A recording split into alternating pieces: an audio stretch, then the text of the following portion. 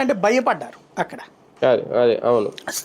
తర్వాత వచ్చేటప్పటికి జగన్ వచ్చాక తను ముందే ప్రిపేర్ అయ్యాడు, ఎన్నికలు జరపడానికే సిద్ధపడ్డాడు. దాంట్లో కొంత కాన్ఫ్లిక్ట్ వల్ల నిమ్మగడ్డకి ఆయనకి మనస్పర్ధలు రావడం అది పక్కన పెడితే ఎన్నికలు పర్ఫెక్ట్ గా జరిగినాయి. కానీ పైగా కరోనా టైం కానీ ఏకైక తేడాల్లా సర్పంచుల సందర్భంలో అయితే సింబల్ కాదు కదా, అప్పటికి తెలుగుదేశం డామినేటెడ్ ప్రచారంలోనే ఉంది. ఒకసారి గుర్తుకు తెచ్చుకుంటే 80% మేమే గెలిచాం, 70% మేమే గెలిచామని ప్రచారం చేశాం. కానీ గ్రౌండ్ లెవెల్లో వీళ్ళు ఏం చేశారు, చివరికి సాక్షిలో ప్రభుత్వం అధికారంలో ఉండి కూడా తప్పుడు ప్రచారం అన్ని పత్రికల్లో చేసుకొచ్చారు. ఈనాడు, జ్యోతి, వీటిలో అప్పుడు మనం కూడా డిబేట్ చేసుకున్నాం, ఎవరు లెక్క చెప్తారు, వీళ్ళన్నా లెక్క చెప్పుకోవాలి కదా అన్నది.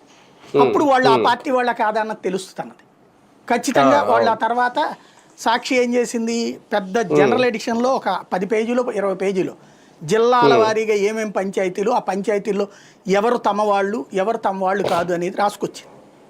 సింబల్తో జరగవు అవి, కానీ మద్దతుదారు అంటారు అన్నమాట.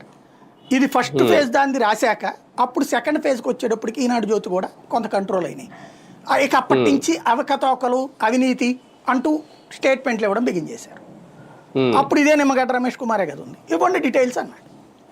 ఏం జరగలేదు కదా. 80% విజయాలు వైసీపీకి వచ్చినాయి. అధికారంలో ఉన్న పార్టీ వైపుకే సహజ